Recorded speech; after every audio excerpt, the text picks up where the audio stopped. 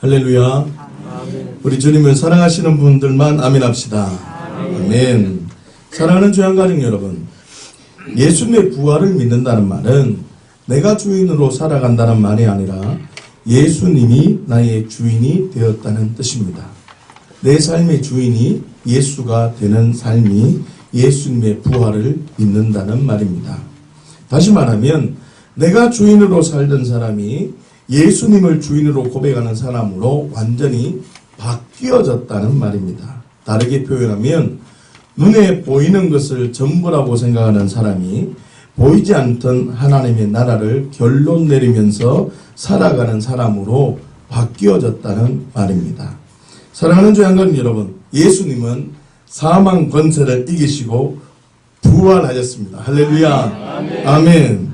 그런데 나 자신이 만약에 여전히 내가 주인으로 살아가거나 눈에 보이는 것을 전부라고 생각한다면 입으로는 예수님께서 부활했다고 고백한다 할지라도 예수님의 부활을 삶 속에서 실제적으로 경험하지 못한다는 것입니다.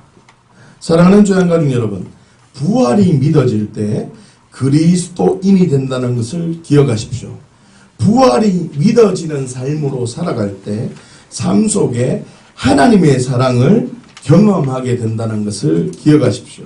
자, 그렇다면 예수님의 부활이 실제가 되지 못하는 이유가 무엇 때문인지 우리가 세 가지를 살펴보려고 합니다. 첫 번째로 부활을 표적으로 이해했기 때문입니다. 요한복음 2장 23절에서 24절 말씀을 보십시다. 시작. 6월절에 예수께서 예루살렘에 계시니 많은 사람이 그의 행하시는 표적을 보고 그의 이름을 믿었으나 예수는 그의 몸을 그들에게 의탁하지 아니하셨으니 이는 친히 모든 사람을 아심이요. 아멘. 많은 사람이 그의 행하시는 무엇을 봤다고 합니까? 표적을 보고 그의 이름을 믿었다라고 선언하고 있습니다. 다시요. 많은 사람들이 표적을 보고 그의 이름까지 믿었다라고 선언합니다. 그런데 아주 충격적인 고백을 합니다. 24절을 보시면 예수님께서는 그의 몸을 그들에게 의탁하지 않았다라고 선언하고 있다는 것입니다. 여러분, 의탁이라는 단어를 원문으로 확인하면 피스티오라는 단어를 사용했습니다. 이 피스티오라는 단어의 뜻은 믿다, 믿음이라는 단어입니다. 그러면 무슨 뜻입니까? 예수님께서 행하시는 표적을 보았다 할지라도 예수님께서는 그들과 한 몸이 되지 않았다는 말입니다. 예수 그리스도의 이름을 믿음으로 반응했다 할지라도 예수님의 이름을 부른다 할지라도 예수님께서는 그들과 한 몸이 되지 않았다는 말입니다. 여러분, 의탁하지 않았다, 한 몸이 되지 않았다는 말은 예수님의 부활이 나의 부활이 되지 않았다는 말입니다. 다시 말하면 예수님과 한 몸이 되지 않았기 때문에 내가 여전히 내가 어떤 사람으로 내가 주인으로 살아갈 수밖에 없는 것입니다. 사랑하는 주양가족 여러분, 혹시 예수님의 부활을 어떤 신비한 능력, 죽었다가 살아났다 수준으로 이해를 한다면 예수님의 부활이 내 부활이 되어서 살아가는 예수가 내 삶 속에 주가 되는 삶을 살 수가 없습니다. 부활은 살아났다 수준이 아닙니다. 옆에 분에게 얘기하십시오. 부활은 살아났다 수준이 아닙니다. 부활은 살아났다 수준이 아닙니다. 여러분, 예수님이 그냥 살아났다 수준으로만 이해하시면 안 됩니다. 그렇기 때문에 우리는 삶 속에 부활의 능력을 경험할 수가 없는 겁니다. 그래서 살아났어. 그거 어쩌란 말인데. 그 목적이 우리가 놓쳐버리고 이해가 안 되면 우리는 부활이 내 삶 속에 직면이 안 된다는 뜻입니다. 사랑하는 주양가족 여러분, 부활을 표적으로 이해하는 삶은 본질을 붙드는 삶이 아니라 현상을 붙드는 삶입니다. 부활을 어떻게 해요? 표적으로 이해하는 삶은 본질을 붙들고 본질로 살아가는 삶이 아니라 현상으로 살아가는 사람입니다. 여러분, 내가 주인으로 살아가는 사람의 특징이 있습니다. 그 사람은, 내가 주인인 사람은 눈에 보이는 것으로 살아갑니까?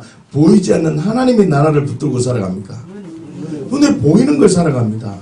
다시 말하면 표적을 붙들고 이해하는 사람. 예수님이 부활하셨네? 어떻게 사람이 죽었다가 살아날까? 이런 가치관으로 예수님의 부활을 직면한다는 말은 현상을 붙들고 믿음 생활, 신앙 생활한다는 말입니다. 내가 주인인 사람은 삶 속에서 본질을 붙들 수가 없습니다. 내가 주인인 사람은 현상에 집중되고 나의 나됨을 외적인 현상을 그 현상으로 증명하려고 살아간다는 것입니다. 그렇기 때문에 내가 주인되어 현상으로 증명하는 사람이 아무리 예수님의 부활이 나의 부활이라고 고백한다 할지라도 존재 자체가 나의 나됨을 뭐로 증명합니까? 현상으로 증명하는 존재이기 때문에 삶 속에서 예수가 주가 되는 삶을 살아간다는 것은 불가능하다는 것입니다. 사랑하는 조양가진 여러분, 삶 속에서 예수가 주가 되는 삶을 살아가기를 원하십니까? 부활은 표적으로 이해하지 마십시오. 죽었다가 살아났네? 와, 어떻게 이런 사람이 있어? 한번 믿어봐야 되겠네. 이런 수준의 하나님이 아닙니다. 할렐루야. 그러면 다른 신화는 더 버라이어티한 신화가 많습니다. 예수님은 그냥 살아나신 분이 아닙니다. 부활을 영생적 관점으로 이해를 하면 삶 속에서 예수가 주가 되는 삶으로 살아가는 힘을 발견할 수 있게 됨을 꼭 기억하시기 바랍니다. 여러분, 예수님의 부활이 실제가 되지 못하는 이유가 무엇 때문이냐면 두 번째로 십자가의 사건을 죄와 저주가 끊어진 곳으로만 생각하기 때문입니다. 다시요. 십자가의 사건을 죄와 저주가 끊어진 곳으로만 생각을 할 뿐이지 본질을 놓쳐버린다는 것입니다. 마태복음 26장 44절 말씀을 보십시다. 시작. 또 그들을 두시고 나아가 세 번째 같은 말씀으로 기도하신 후. 아멘. 여러분, 예수님께서 겟세마네 동산에서 기도하시는 장면입니다. 그런데 자세히 보시면 예수님께서 몇 번 기도하셨다고요?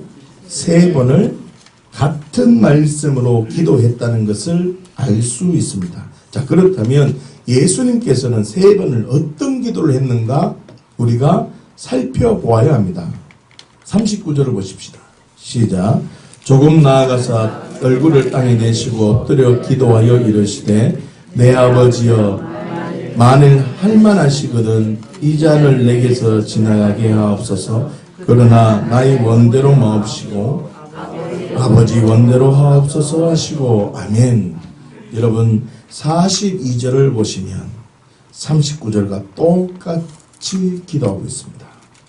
그 기도의 내용은 나의 원대로 마옵시고 아버지의 원대로 하옵소서라고 고백한다는 것입니다. 다시 말하면 십자가는 아버지의 원대로 순종, 복종하는 자리였다는 걸 놓쳐버리면 안 됩니다. 다시 말하면 십자가는 말씀을 지키는 자리였다는 것을 놓쳐버리면 안 된다는 것입니다. 다시요. 요한복음 15장 10절 말씀을 보십시다. 시작. 내가 아버지의 계명을 지켜 그의 사랑 안에 거하는 것 같이 너희도 내 계명을 지키면 내 사랑 안에 거하리라. 아멘. 예수님께서는 아버지의 계명을 지킴으로 하나님의 사랑 안에 항상 거했다라고 선언합니다. 그렇기 때문에 너희도 내 계명을 지키면 예수님의 사랑, 하나님의 사랑 안에 거하게 된다고 선언하고 있습니다. 다시 말하면 십자가의 사건은 예수님께서 아버지의 원대로 하는 삶, 예수님께서 아버지의 계명을 지키는 삶이 기본적으로 흐르고 있다는 것입니다. 다시 말하면 아버지의 계명을 지키는 것으로 아버지의 원대로 행했기 때문에 예수님은 십자가의 사건을 통해서 죽으시고 무덤에 계셨지만 하나님의 사랑이 예수님께 나타내셨는데 부활로 나타내셨다는 것입니다. 그렇기 때문에 예수님의 부활을 통해서 나도 하나님의 말씀을 어떻게 하면요? 지키면 나도 예수님과 같이 하나님의 사랑으로 부활되는구나. 나도 하나님의 사랑을 경험하는구나. 이게 직면이 되는 겁니다. 다시요. 나도 하나님의 말씀, 하나님의 계명을 지키면 나도 예수님과 같이 하나님의 사랑을 덧입구나. 이게 직면되어져야 합니다. 다시 말하면 단순한 죄와 저주가 해결되는 것으로만 생각을 하면 삶 속에서 예수가 주가 되는 삶을 살아갈 수가 없습니다. 그러나 예수님의 십자가 사건이 아버지의 원대로 행하는 말씀 지키는 자리였다는 것을 발견하면 나도 예수님처럼 말씀 지키는 자리, 삶 속에서 예수가 주가 되는 자리로 나아갈 수 있는 겁니다. 그 자리로 부르고 있다는 겁니다. 그러니 십자가는 무슨 자리입니까? 죄와 저주가 해결되는 자리 맞습니다. 그러나 더 중요한 것은 말씀을 지키는 자리였기 때문에 이야 그래서 죄와 저주가 해결되는구나. 이야 나도 말씀을 지키면 예수님께서 하나님의 사랑을 덧입혀서 부활되신 것처럼 이야 나도 십자가와 부활을 바라보며 나도 말씀 지키는 자리에 있다면 하나님의 사랑을 어떻게 해요? 덧입겠구나. 그렇기 때문에 영생과 생명적 관계로 직면이 되어지면 내가 예수가 주가 되는 삶으로 살 수 있는 힘이 발견되어지는 겁니다.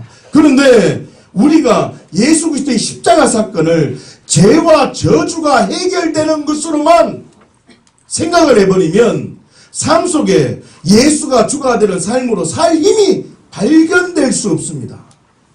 여러분 기억하셔야 됩니다. 죄와 저주가 해결된 그 십자가는 예수님께서 말씀을 지키는 자리에 있었기 때문에 죄와 저주가 해결되는 것입니다. 할렐루야. 그러니 우리가 말씀 지키는 자리에 있으면 우리는 당연하게 모든 죄와 저주가 해결되는 것이고 말씀 지키는 자리에 있으면 나는 삶 속에 하나님의 사랑을 덧입기 때문에 궁극적으로 예수님의 부활이 내 부활이 되지만 삶 속에서는 매일 말마다 하나님의 나라가 임하고 하나님의 사랑을 경험하는 천국의 삶을 누리게 되는 것입니다. 할렐루야. 사랑하는 조양가족 여러분 반드시 기억하십시오. 예수님의 십자가 사건을 통해서 우리의 모든 죄와 저주가 끊어지게 된 곳입니다. 할렐루야. 그러나 더 중요한 것은 십자가의 사건은 아버지의 원대로 순종했기 때문에 우리의 죄와 저주가 끊어지게 되었다는 것을 놓치면 안 됩니다. 여러분 기억하십시오. 십자가 사건은 우리의 죄와 저주가 끊어진 곳입니다. 이거는 2번입니다. 1번이 뭐라고요? 아버지의 원대로 순종하는 십자가를 먼저 생각하셔야 됩니다. 십자가는 뭐라고? 첫 번째, 아버지의 원대로 순종하는 영생과 생명적 관계로 먼저 생각을 해야 되고, 두 번째는 그 결과로 우리의 죄와 저주가 끊어지는 것입니다. 그렇기 때문에 십자가의 사건을 죄와 저주가 끊어진 곳으로만 생각하기 때문에 예수님의 부활이 어떻게 해요? 실제가 되지 못한다는 말입니다. 다시 말하면 십자가의 사건은 죄와 저주가 끊어진 것으로만 이해해서는 안 됩니다. 무엇 때문에 죄와 저주가 끊어지게 되었는가? 죄와 저주를 끊어지게 한 이유가 무엇인가? 이거를 먼저 생각해야 된다는 말입니다. 다시 말하면 많은 그리스도인들이 십자가와 부활의 능력을 경험을 했지만 삶 속에 아무런 변화를 경험하지 못하는 이유는 십자가의 사건을 단순히 죄와 저주만 해결하는 것으로만 생각할 뿐이지 아버지의 원대로 순종하는 자리로 십자가를 생각하지 않는다는 것입니다. 여러분, 십자가는 아버지의 원대로 순종하던 자리였습니다. 이것을 꼭 기억하십시오. 그러니 죄와 저주가 끊어지기를 원한다면 나도 아버지의 원대로 순종하면 하나님의 사랑이 덧입혀집니다. 여러분, 내가 말씀을 그대로 받아들이면 모든 죄와 저주가 끊어집니다. 그리고 내가 말씀 지키면 죄와 저주가 나를 공격할 수가 없습니다. 내가 말씀을 지키면 하나님의 사랑이 나에게 계속 공급되어집니다. 이 선순환이 계속 우리들 삶 속에 계속 커져가야 된다는 말입니다. 할렐루야.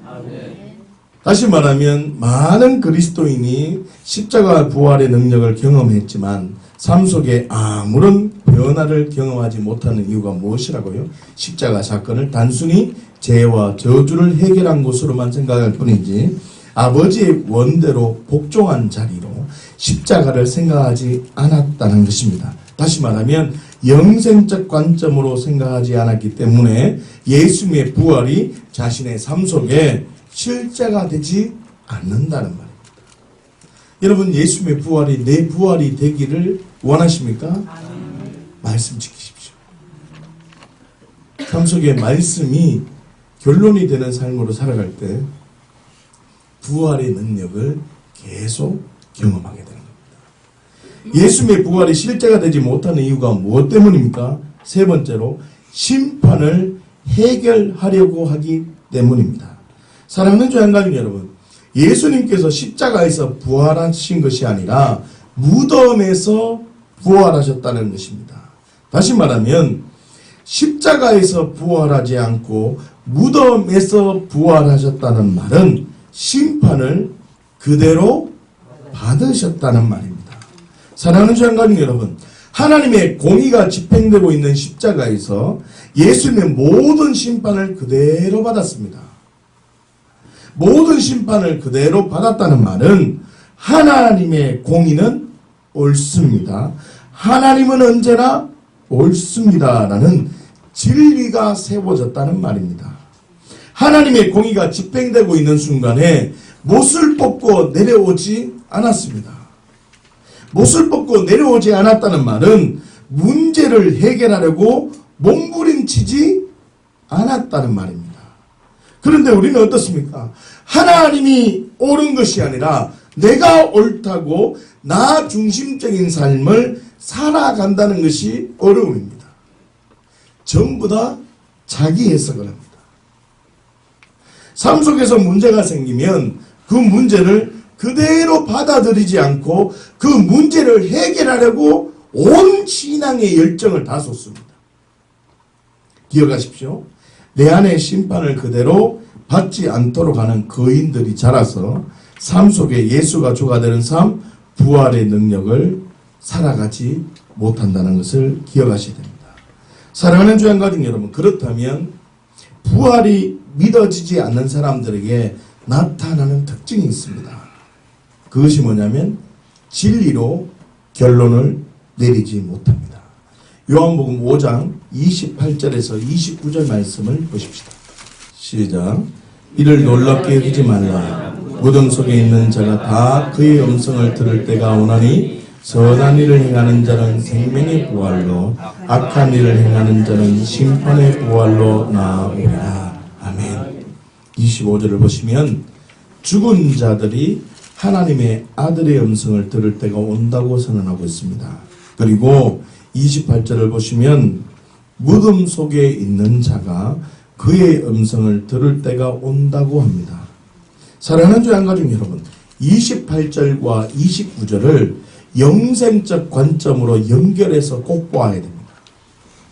선한 일과 악한 일의 기준은 여러분 무엇이라고 생각하십니까? 선한 일과 악한 일의 기준은 그의 음성에 반응하느냐, 그의 음성에 반응하지 못하느냐에 따라서 결정되어진다는 것입니다. 다시 말하면 그의 음성을 듣고 반응하면 선한 일이 되어 생명의 부활이 되며 그의 음성을 듣지 않고 반응하는 자는 심판의 부활이 선언된다는 것입니다. 왜 그렇습니까? 예수님을 믿는다는 말은 내가 주인이 아니라 예수 그리스도께서 내 주인이 되었다는 말입니다. 그렇기 때문에 내가 주인이 되면 하나님의 아들의 음성을 들을 수가 없습니다. 그러나 예수님이 주인이 된 자는 내가 주인 된 죄 때문에 예수님께서 내가 되어 죽었기 때문에 나라는 존재가 없기 때문에 그의 음성에 반응할 수 있는 존재가 되었다는 것입니다. 기억하십시오. 부활이 믿어지지 않으면 하나님의 말씀에 반응할 수 없습니다. 요한복음 2장 23절에서 24절 말씀에 표적을 보고 그의 이름을 믿었다고 하잖아요. 그러나 예수는 그들에게 그들의 몸을 의탁하지 않았다고 하잖아요. 여러분들이 나는 예수님의 부활을 믿습니다. 그 말을 해요. 나는 예수님의 부활 내 부활이라고 기도도 한다니까. 그런데 그렇게 기도한다고 예수님의 부활을 믿는 자가 아니라 이 말입니다. 지금 우리 모든 사람이 제가 지금 장사복음을 듣고 난 다음에 더 진리로 결론을 내려지는 게 뭐냐면 부활이 믿어지지 않으면 하나님의 말씀에 반응할 수가 없습니다. 여러분 잘 들으셔야 돼요. 세 가지 흐름이 있습니다. 자, 내가 예수님 십자가를 딱 바라봅니다. 예수님 십자가를 바라보니까 우와, 예수님께서 나의 구원자가 되시네. 와, 예수 그리스도가 나의 주인이 되시네. 와, 예수님께서 율법의 마침이 되시네. 그래서 하나님의 말씀을 보니까 어떻게 해요? 야, 예수 그리스도가 십자가를 지심으로 모든 죄와 저주가 해결되는구나 라고 내게 확 믿음으로, 이 말씀이 내게 믿음으로 확 들어왔어요. 이해하십니까? 다시 말하면 첫 번째 믿음으로 반응되는 것은 예수 그리스도가 왜 죽었는지 그 의미를 모릅니다. 예수 그리스도의 십자가의 목적 모릅니다. 그 하나님의 나라 모른다니까. 그런데 그냥 무식한 전도자를 통해서 십자가를 바라보고 야, 십자가의 사건이 이런 사건이야 라고 내게 쑥 가르쳐 줍니다. 그럼 성령님께서 내가 이 십자가를 바라보고 믿을 수 있는 믿음을 허락하신다니까. 내가 믿는 게 아니라 성령님께서 내게 가르쳐 주시고 설명해 주셔서 이 십자가가 모든 죄와 저주가 끊어진 예수 그리스도가 메시아가 되시는구나 라고 믿어지는 은혜가 생긴다고. 이게 첫 번째입니다. 두 번째는 뭐냐면, 자, 믿어지면 이 사람은 아직 성장, 태어날 뿐이지 영적 근육이 없는 자예요. 영적 근육이 생겨지고 어떻게 해요? 내가 예수가 주가 되는 삶으로 살기 위해서는 2단계를 거쳐야 돼요. 2단계가 뭐냐면, 이야, 하나님의 말씀을 보고, 따라하세요. 하나님의 말씀을 보고, 하나님의 말씀을 보고, 이야, 예수님이 십자가에 죽으신 이유가 죄와 저주를 끊기 위해서 십자가에 죽으신 게 아니구나. 죄와 저주가 끊어지게 된 목적이 있구나. 죄와 저주가 끊어지도록 한 그 뜻이 있구나. 야, 너 계속해서 죄와 저주가 너를 간섭하지 못하는 존재가 되어야 돼. 이걸 발견해야 됩니다. 어떻게 해요?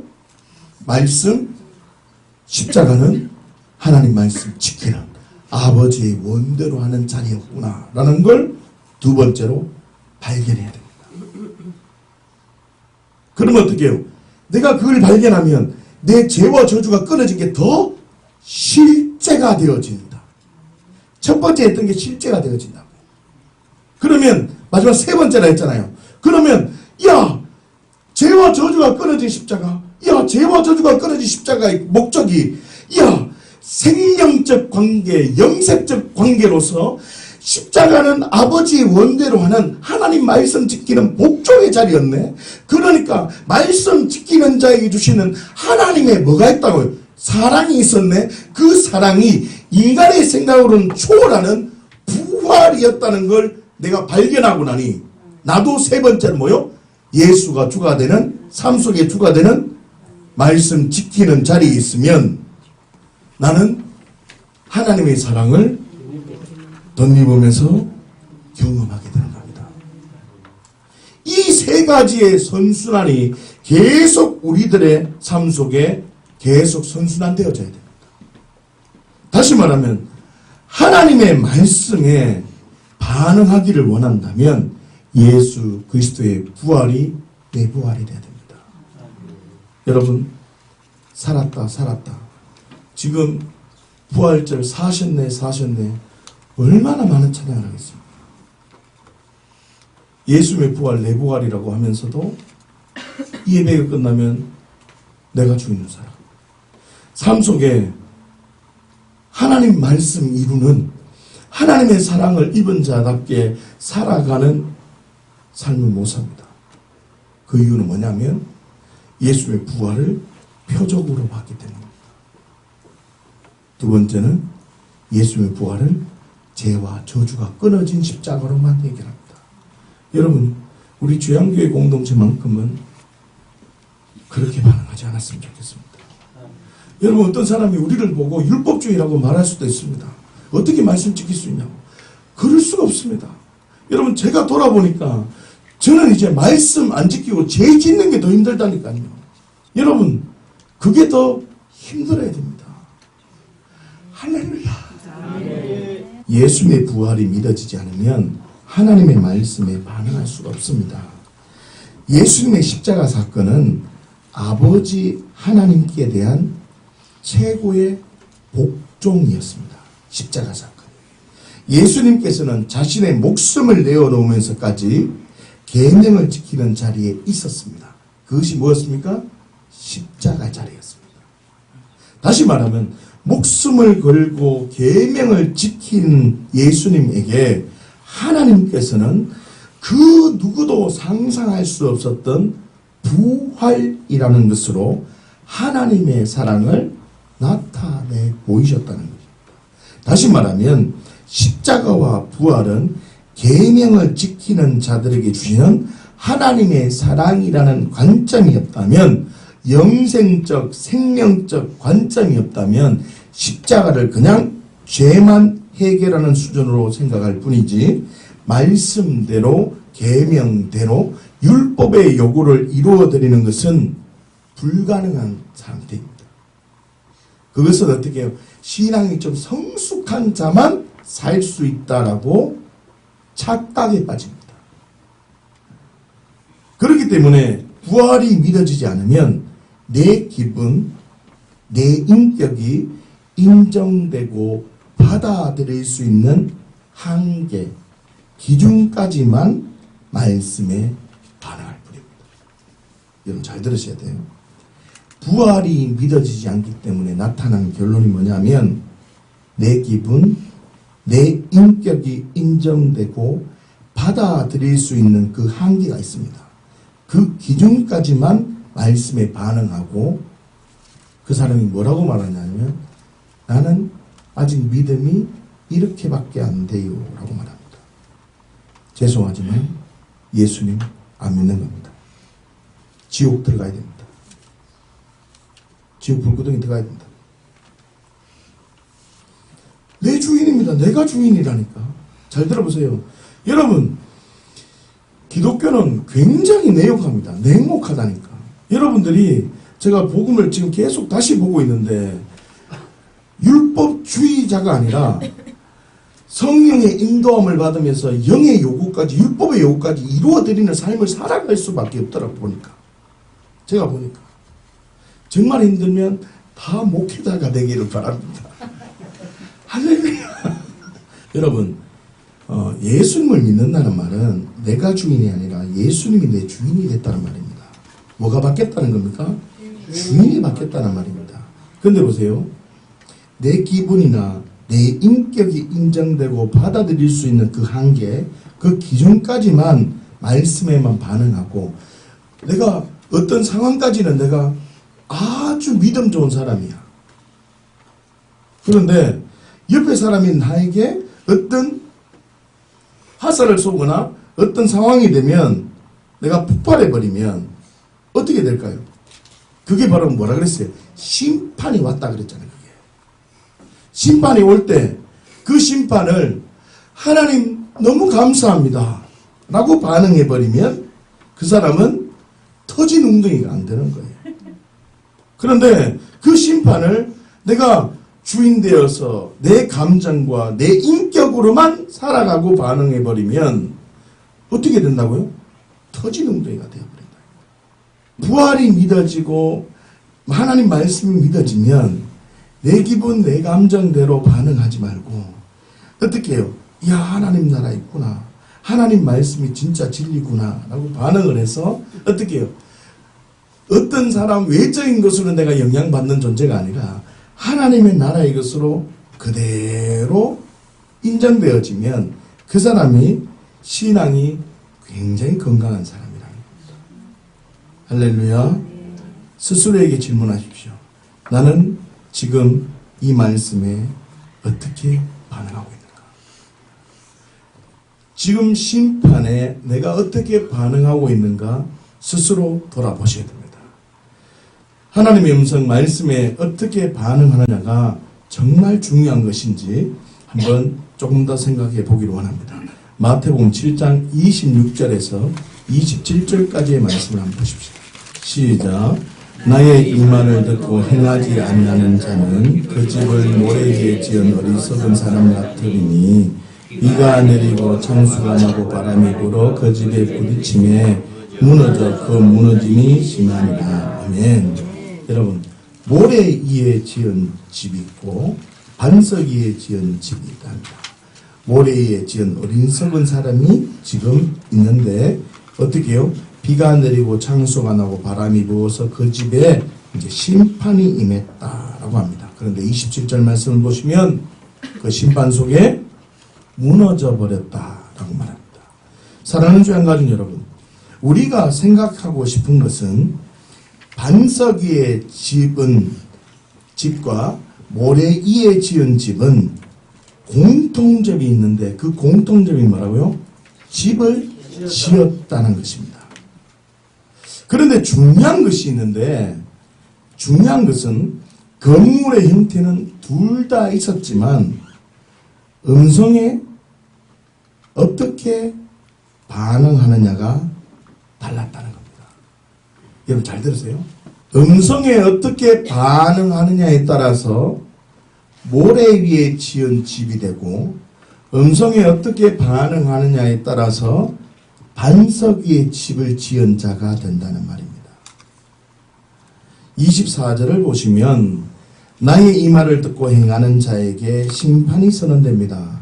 26절을 보시면 나의 이 말을 듣고 행하지 않는 자에게도 심판이 선언되어졌습니다. 그런데 이 말을 듣고 행하는 자는 심판 속에서도 무너지지 않았다는 것입니다. 다시 말하면 모래 위에 지은 집이냐 반석 위에 지은 집이냐 무엇으로 구분되는 것입니까? 그의 음성에 반응하느냐 반응하지 못하느냐 기준이 되어집니다. 다시요. 여러분 잘 들어보세요. 나는 예수님의 부활을 믿습니다. 내가 표적과 능력을 보았습니다. 이것으로 그리스도인이 되었다는 말이 아니라 하나님의 말씀에 내가 반응하느냐 하나님의 음성에 내가 반응하느냐 나는 죽었느냐 하나님 아들의 음성을 듣느냐 그것으로 생명의 부활이 결정되어진다는 겁니다.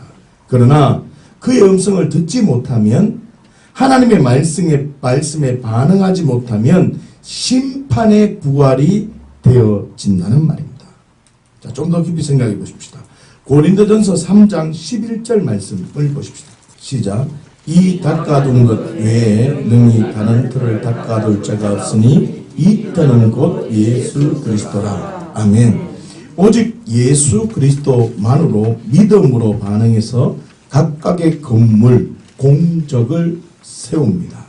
자, 그런데 13절을 보시면 공적을 밝히는 날이 있다고 하십니다. 불이 그 사람의 공적이 어떠한지 시험한다고 하십니다. 지금 이 말씀은 모래 위에 집을 지은 사람에게 하는 말씀이 아닙니다. 반석 위에 집을 지은 사람에게 합니다. 그 이유는 그 터가 예수 그리스도가 된 사람에게 선언하는 말씀이기 때문에 그렇습니다. 다시 말하면 반석 위에 집을 지은 사람들도 하나님이 원하지 않는 공적 건물을 지을 수 있다는 말입니다. 그래서 18절을 보시면 아무도 자신을 속이지 말라고 선언하고 있는 것입니다. 무슨 뜻입니까? 출발도 예수 그리스도 하나님의 말씀에 반응해야 되며 모든 과정도 예수 그리스도 하나님의 말씀에 반응해야 된다는 선언입니다. 사랑하는 주의 한가족 여러분, 어떤 상황에도 하나님은 언제나 옳다는 진리가 결론 내려지십니까? 출발 후에도 어떤 과정도 하나님의 말씀은 언제나 옳다는 진리가 있다면 저와 여러분들은 날마다 죽고 날마다 부활의 삶을 살아갑니다.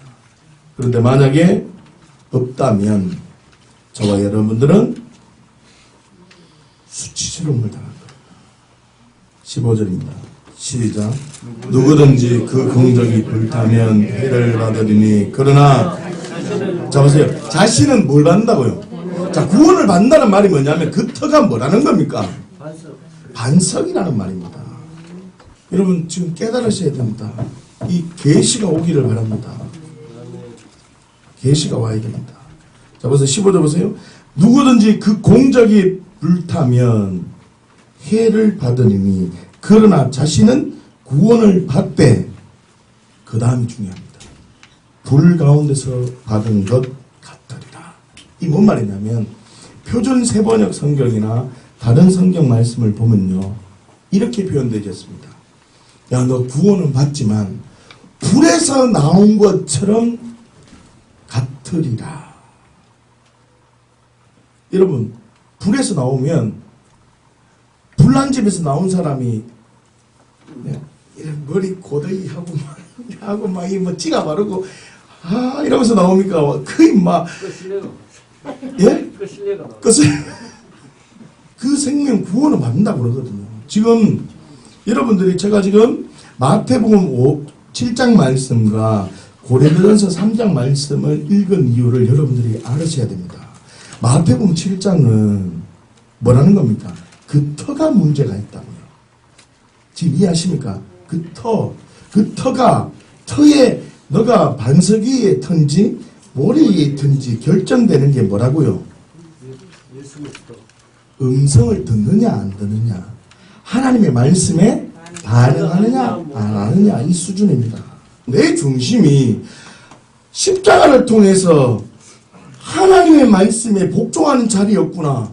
그러니 하나님의 말씀에 복종할 때 하나님께서 사랑을 부어주시는데 그게 뭐였다고요? 부활이었구나.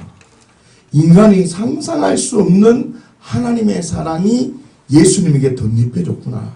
그걸 바라보고 야, 나도 말씀 지키는 자리에 있으면 하나님의 사랑을 덧입겠구나. 이 진리가 내 안에 있다면 나는 어떤 삶을 살아갑니까? 말씀 지키고 하나님의 말씀에 반응하는 자리에 있는 겁니다. 그러면 내가 지금 어떤 터에 있는 겁니까? 반석에 있는 겁니다. 이 터는 곧 예수 그리스도라고 합니다. 이 세 가지 진리가 왔어. 세 가지 중에 지금 두 가지만 왔어요, 여러분들이. 그러면 세 번째 진리가 뭐라 그랬습니까? 내가 말씀을 지키면서 하나님의 사랑을 계속 어떻게 해요? 덧입어야 되잖아요. 제 말 지금 가고 있습니까? 그러면 내가 하나님의 말씀을 지키면서 하나님의 사랑을 덧입으면 금이나 은이나 보석으로 세워지는데, 내가 하나님의 사랑과 관계없이 내 기분대로 신앙생활하고 내 감정대로 신앙생활하고 내 인격으로 신앙생활한다면 바깥으로 보기에는 신앙생활 잘해. 이야, 어떻게 이런 교회가 있냐고 사람들이 말할 수 있다니까. 그러나 불의 공력 앞에 다 거슬리면 어떻게 될까요? 싹 다 없어집니다. 그래서 15절에 그러잖아요. 다시 한번 읽어보세요. 시작. 누구든지 그 공적이 불타면 해를 받으리니 그러나 자신은 구원을 받되 불 가운데서 받은 것 같으리라. 구원은 받죠. 그러나 아무것도 없는 겁니다. 여러분 어떤 삶을 살겠습니까? 저는 좀 외적으로 하는 것 좀 부족해도 예수가 주가 되는 삶으로 살면 하나님이 기뻐하십니다. 할렐루야. 다시 말하면 모래 위에 집을 지었느냐 반석 위에 집을 지었느냐 무엇으로 구분된다고요? 그의 음성에 반응하는 것을. 그의 음성에 반응하는 것을. 그러면 예수 그리스도가 터가 되었는데 내가 어떻게 살아야 돼요? 계속해서 하나님 말씀 지키며 성령의 인도함으로 살아가면 금이나 은이나 보석으로 집이 세워지지만 나 중심적으로 내가 주인 돼서 내 감정과 내 인격으로 집을 지으면 구원은 받죠. 십자가의 정확한 측면이 있고 예수가 나의 주인임을 고백하지만 불의 공적이 왔을 때 자신은 구원을 받게 불 가운데서 받는 것과 똑같은 겁니다. 주영교회 공동체 식구들이 이런 허망한 결론은 받지 않았으면 좋겠습니다. 여러분 잘 들으십시오. 출발도 예수 그리스도 하나님의 말씀으로 반응해야 되고 과정도 예수 그리스도 하나님의 말씀으로 반응해야 됩니다. 할렐루야. 오늘 본문 말씀인 누가복음 24장 15절에서 16절 말씀을 보십시오. 시작. 그들이 서로 이야기하며 문의할 때 예수께서 가까이 이르러 그들과 동행하시며 그들의 눈이 가리워져서 그인 줄 알아보지 못하면 아멘. 15절 마지막 부분 한번 보십시오. 예수께서 가까이 이르러 그들과 동행했다고 합니다. 16절입니다. 그렇지만 그들의 눈이 가리워져서 그인 줄 알아보지 못했다라고 말합니다. 부활하신 주님이 함께 동행하고 있는데 그들은 몰랐다고 설명하고 있습니다. 여러분 우리가 보면 정말 안타까운 상황이 아닐 수가 없습니다. 부활하신 예수님이 옆에 계셨는데 알아보지 못했다는 게 이해가 되십니까? 부활하신 예수님이 계셨는데 알아보지 못한 이유가 있습니다. 첫 번째입니다. 이스라엘의 속량자로 보았기 때문입니다. 누가복음 24장 21절 말씀을 보십시다. 시작. 우리는 이 사람이 이스라엘을 속량할 자라고 바랍니다. 이뿐 아니라 이 일이 일어난 지가 사흘째요. 아멘. 여러분 21절을 보시면 이 두 사람이 예수님을 어떻게 믿었는지 알 수 있습니다. 어떻게 믿었습니까? 이스라엘의 속량할 자라고 믿었다는 것입니다. 예수님을 이스라엘의 속량할 자로 믿었다는 것은 믿음의 출발을 처음부터 잘못했다는 것입니다. 예수님을 이스라엘의 속량자로 믿어야 되는 것이 아니라 예수님은 나의 주인으로 믿어야 되는 겁니다. 예수님이 왜 십자가에 죽었습니까? 내가 주인 된 죄 때문에 예수님께서 내가 되어 나와 함께 죽으셨다는 증명이었다면 그 사람 예수님 십자가 안 믿는 겁니다. 사랑하는 주양가님 여러분, 엠마오로 가던 제자가 왜 부활을 믿지 못했습니까? 신앙의 출발을 잘못했기 때문이었습니다. 사랑하는 주양가님 여러분, 예수님의 부활이 아직 믿어지지 않습니까? 자신의 죄, 내가 주인 된 죄, 내 마음대로 살아간 것 때문에 예수님께서 나와 함께 죽으셨다는 진리가 있을 때 예수님의 십자가의 사건이 나의 사건이 되는 것이며 하나님은 언제나 옳습니다. 이 진리가 있을 때 예수님의 부활이 나의 부활이 되는 겁니다. 내 감정이 툭 튀어나올 수도 있고 내 기분이 툭 튀어나올 수 있는데 하나님은 언제나 옳습니다 라고 반응할 때 그 사람은 예수님의 부활이 내 부활이 된다는 말입니다. 계속해서 부활을 믿지 못하는 이유가 무엇인지 함께 보십시다.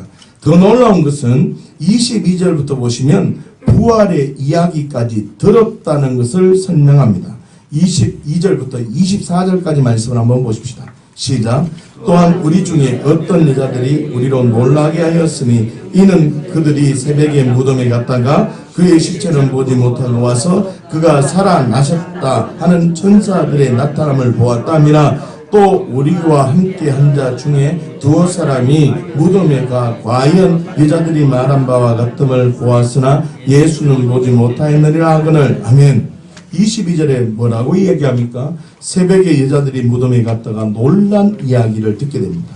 그 이야기는 예수님의 부활의 소식입니다. 23절에 뭐라고 말합니까?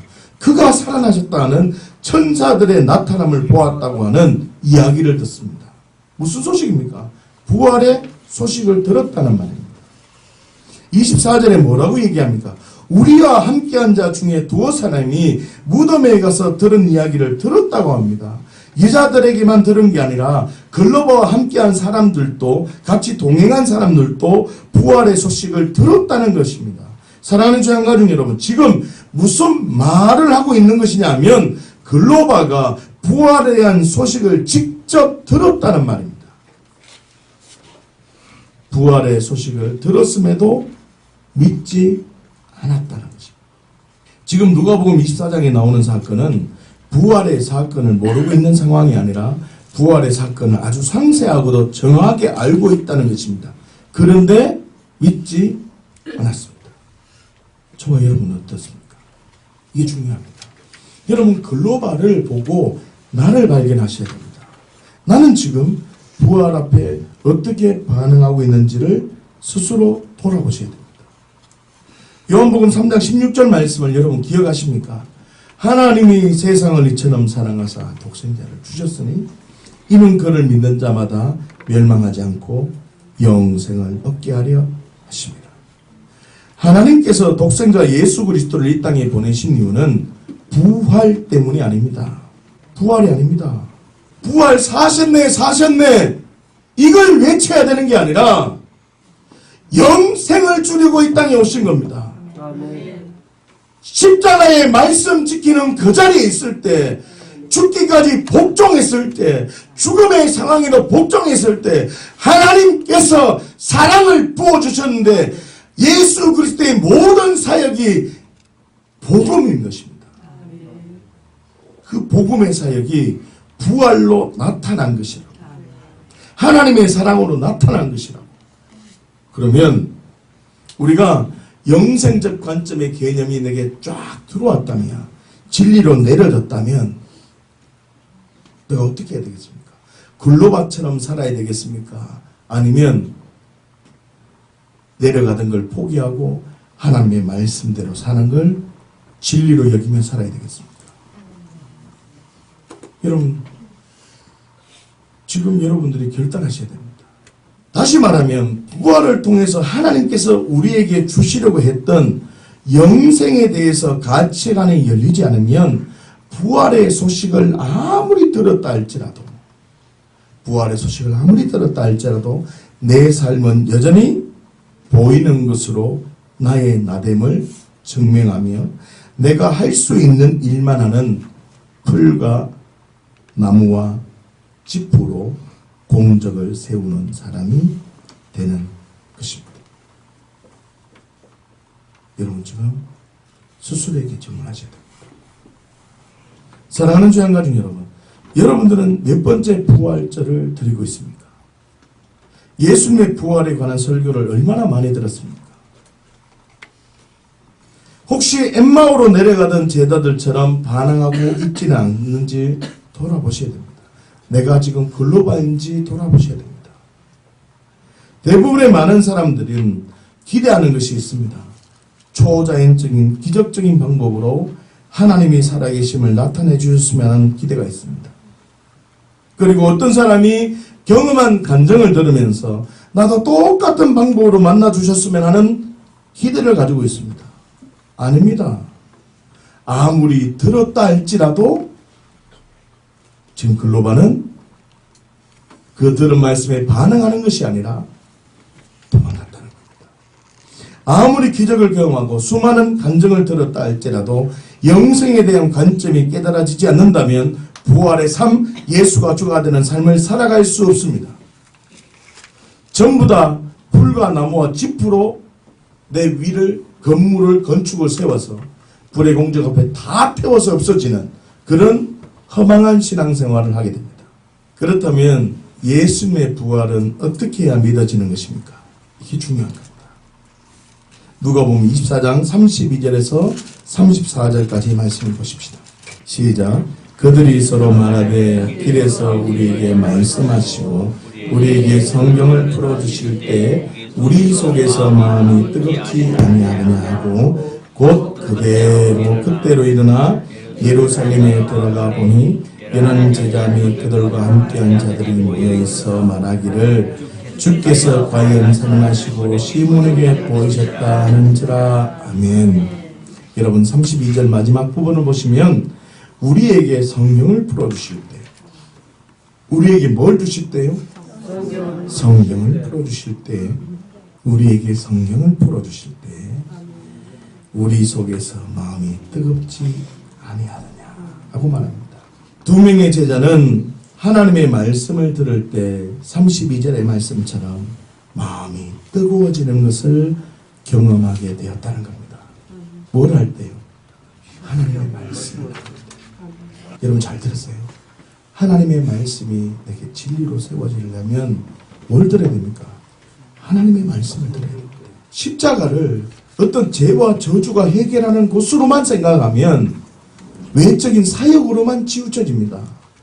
십자가는 근본적으로 예수님께서 아버지의 원대로 말씀을 지키는 최고의 복종의 자리였습니다.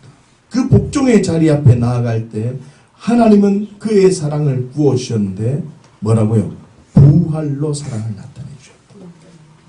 그러면 십자가와 부활 그 근간에 영생과 생명적 관점인 말씀 지킴이라는 흐름이 있습니까? 없습니까? 있다니까요. 그렇기 때문에 예수님께서 지금 글로바에게 가서 뭘 했냐면 모여가지고 사역하고 막 말씀을 듣지 못하는 어두명을 쫓아낸 게 아니라 뭘 했다는 겁니까? 말씀을 계속 풀어줬다. 여러분 하나님의 말씀이 진리임을 믿어지려면 하나님 말씀을 읽으셔야 됩니다. 두 명의 제자는 하나님의 말씀을 들을 때 32절의 말씀처럼 마음이 뜨거워지는 것을 경험하게 되었다는 겁니다. 여러분 죄양교회 공동체 식구들이 이번 주간에 말씀 읽으면서 그 말씀이 나를 깨닫게 하고 말씀이 불이 되는 은혜가 경험되기를 예수님 이름으로 축복합니다. 아멘. 여러분 신비한 어떤 체험으로 가치관이 바뀌어지는 게 아닙니다. 하나님의 말씀을 들을 때 가치관이 바뀌어지고 하나님의 하나님 되심이 경험되어졌다는 것에 주목하셔야 됩니다. 그리고 중요한 것이 있습니다. 33절을 보시면 다시 예루살렘으로 돌아갔다는 것입니다. 여러분 중요합니다.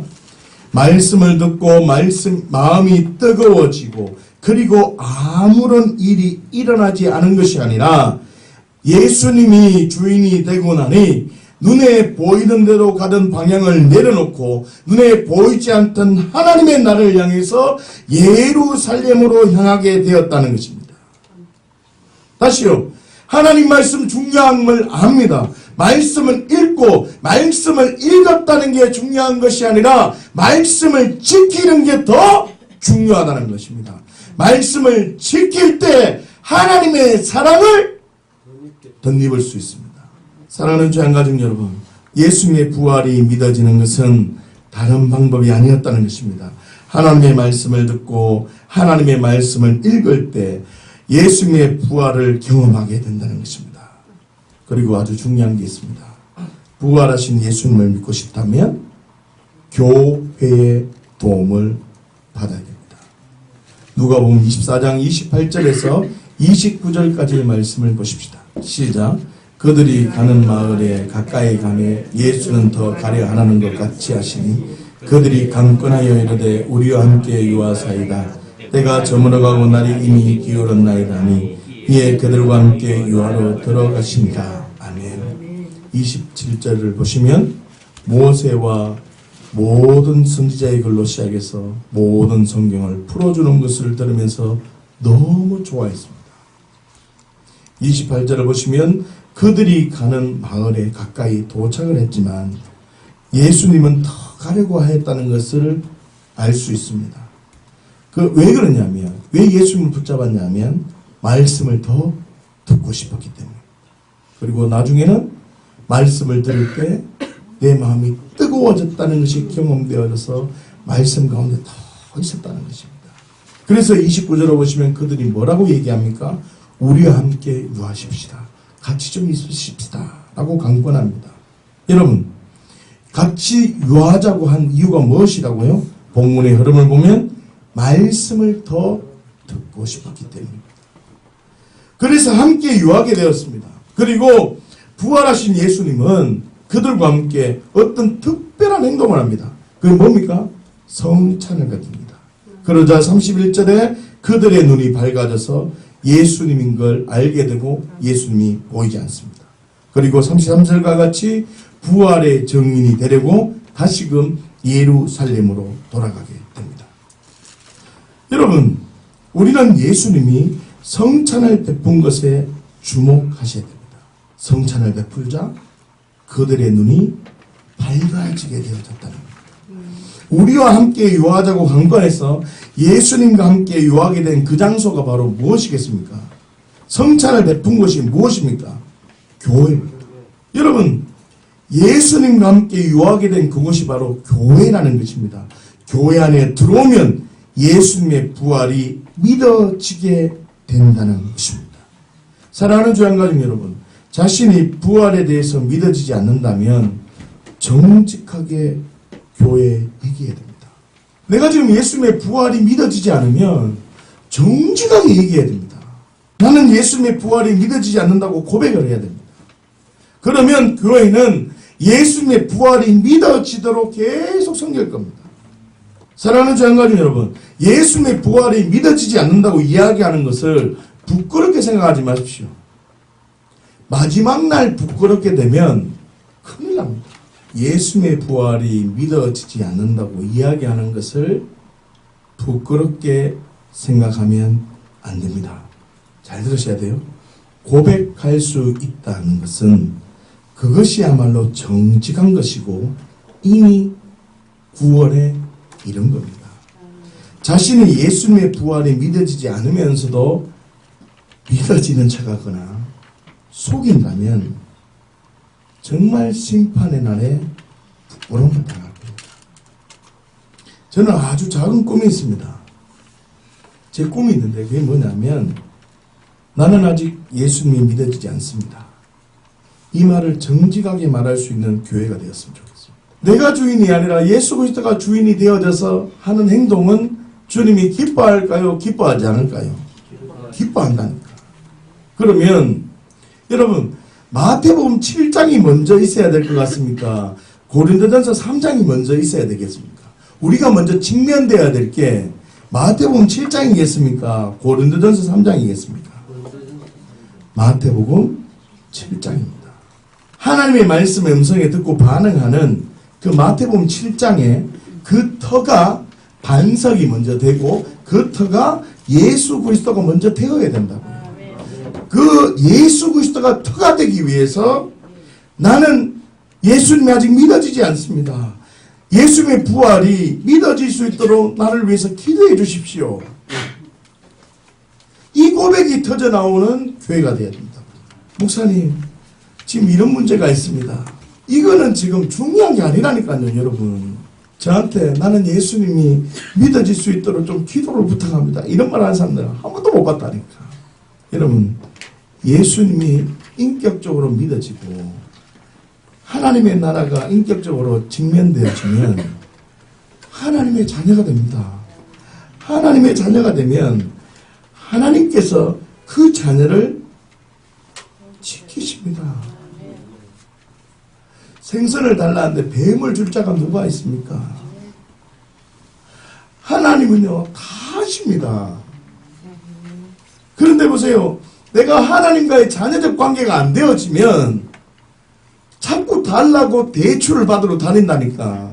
은행에 대출 다녀봐요. 잘 줍니까? 안 주지요. 그러나 아버지한테 가보세요. 그냥 준다니까. 땡빛을 내더라도 준다니까요.